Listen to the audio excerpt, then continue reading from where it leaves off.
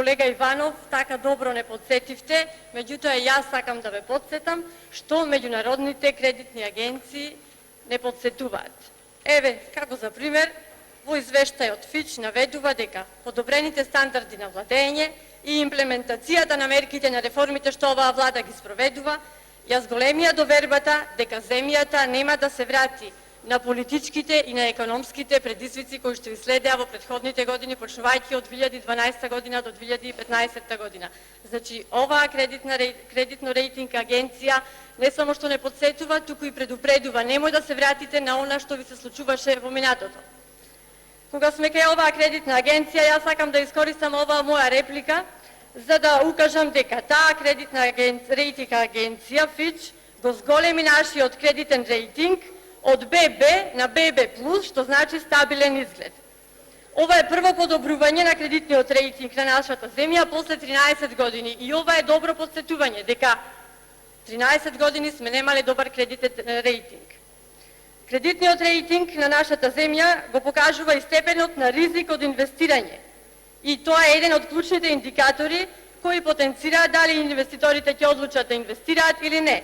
Меѓутоа, кога сме кај овој кредитен рейтинг, да потенцирам дека тој позитивно влијае и врз одлуките на инвеститорите, но влијае понатаму на повисок економски раст, на повисок извоз, на повисоки вработувања, на повисока плата или со други зборови, на подобар животен стандард на граѓаните.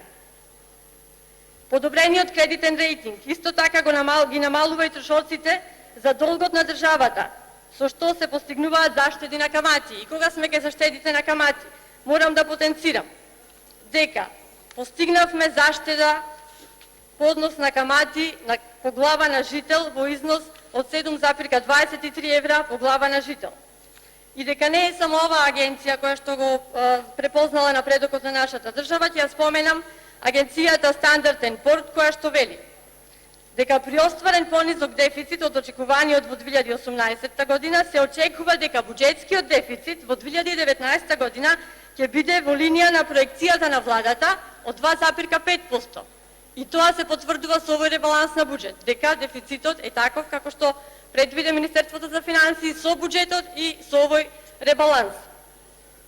Оваа агенција Standard & Poor's го оценува јавниот долг на Македонија како умерен во глобален контекст и после подолг период на раст во минатото се оценува дека долгот постепено ќе се стабилизира и ќе изнесува 48,7% од БДП 2021-2022 година и дека тоа е така, морам да напоменам дека во 2018 година извршивме предвреме враќање на 1/3 од еврообврзницата од 270 милиони.